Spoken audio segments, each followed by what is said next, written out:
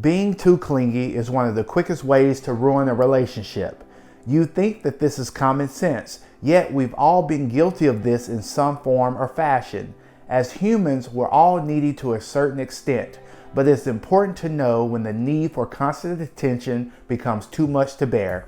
If you're wondering if you fall into one of these categories, then this video will be of value because I'll be sharing 3 signs you're too clingy in relationships.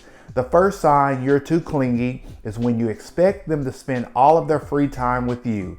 Not a moment goes by when you're questioning if they're free, and if so, you prefer that their time is invested in you. Of course, there's nothing wrong with wanting to spend quality time with the other person, but when there's an imbalance, it makes the other person put up walls.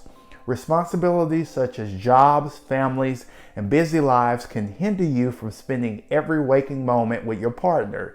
It can be hard to find free time to be together, so naturally you might want your partner to spend every possible moment with you enjoying quality couple time.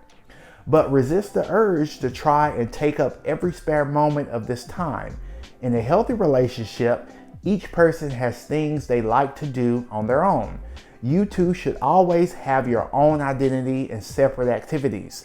This allows the two of you to be more appreciative of what you have while you're not in each other's presence. It shouldn't be a threat to your relationship.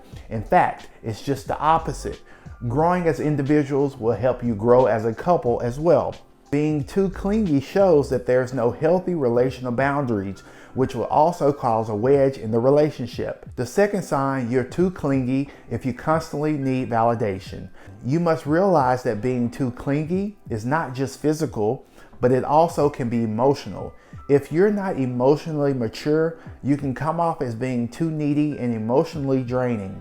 There's nothing wrong with needing a little validation in a relationship, as long as there's a mutual agreement and a constant healthy balance. But when your need for validation becomes draining and dreadful, then it's time for the two of you to have a discussion about this. And if at this point things remain the same or get worse, the relationship would not last.